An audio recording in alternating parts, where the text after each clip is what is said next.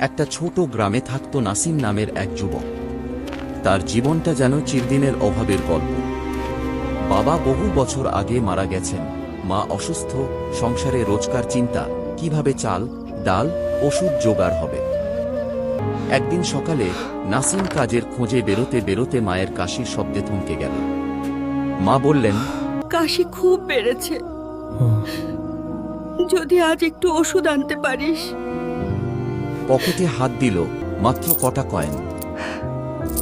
ঠিক আছে, আনবো মা। গ্রামের রাস্তা দিয়ে হাঁটতে হাঁটতে সে ভাবছিল, ইনশাআল্লাহ বলি ঠিকই, কিন্তু কোথা থেকে আসবে। হঠাৎ পাশের মসজিদের সামনে বসে থাকা বৃদ্ধ মুয়াজ্জিন তাকে ডাকলেন। নাসিম, মুখটা এত মলিন কেন? নাসিম সব খুলে বলল। বৃদ্ধ শান্ত চোখে তাকিয়ে বললেন, বাবা, মনে রাখিস, রিজিকের মালিক মানুষ না, মানুষ শুধু মাধ্যম। রিজিকের মালিক আল্লাহ। সারাদিন কাজ মিলল না। সন্ধ্যার দিকে ক্ষুধা আর হতাশা নিয়ে বাড়ি ফিরছিল। পথে সে দেখল গ্রামের ধনী ব্যবসায়ী করিম সাহেবের দোকানের সামনে ভিড়। করিম সাহেব লোকজনকে খাবার দিচ্ছেন, কারণ তার ছেলে পরীক্ষায় ভালো ফল করেছে। নাসিম ভিড়ের বাইরে দাঁড়িয়ে রইল, লজ্জা লাগছিল। এমন সময় করিম সাহেব তাকে দেখে ডাকলেন। করিম সাহেব একটা বড় খাবারের প্যাকেট তার হাতে দিয়ে বললেন, যা, এটা মায়ের জন্য নিয়ে যা।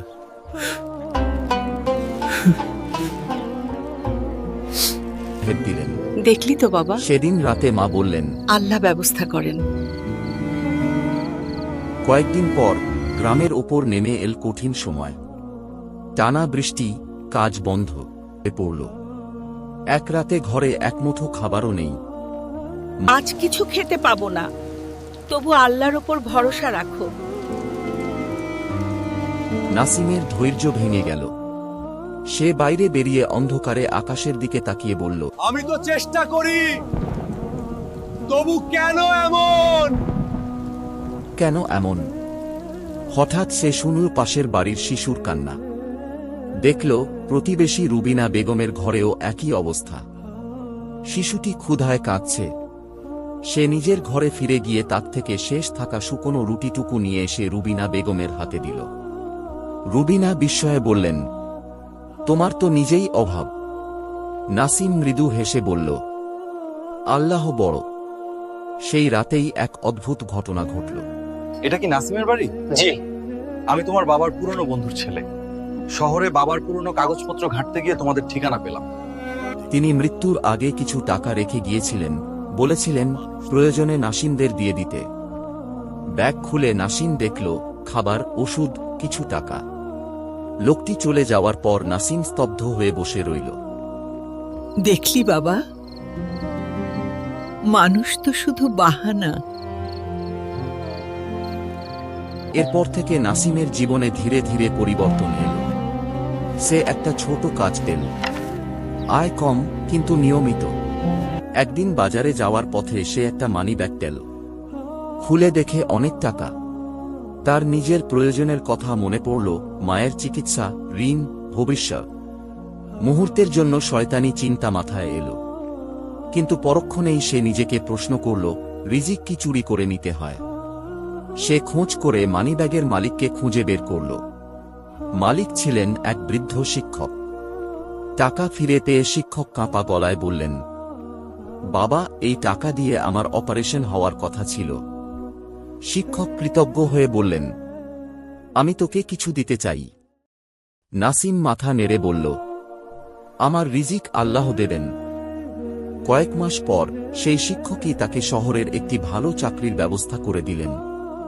নাসিম বুঝল যে রিজিক সে হারাতে বসেছিল, আল্লাহ তা আরও ভালোভাবে ফিরিয়ে দিলেন। বহু বছর পর নাসিম নিজেই গ্রামের সম্মানিত মানুষ। কিন্তু সে কখনো ভুলেনি সেই দিনগুলো। এক সন্ধ্যায় মসজিদের সামনে বসে থাকা এক হতাশ যুবক তাকে জিজ্ঞেস করল, ভাই, এত কষ্টে মানুষ কিভাবে বাঁচে? নাসিম হেসে বলল, একটা কথা মনে রাখো, রিজিক শুধু টাকা না, কখনো শান্তি, কখনো সুযোগ, কখনো মানুষের হৃদয় নরম হওয়া, সবই রিজিক। আর রিজিকের মালিক মানুষ না, যুবক চুপ করে রইল। নাসিম আকাশের দিকে তাকিয়ে মৃদুস্বরে বলল, আমরা শুধু দরজায় কড়া নাড়ি, খুলে দেন তিনি। গল্পের শেষটা খুব সাধারণ কিন্তু গভীর।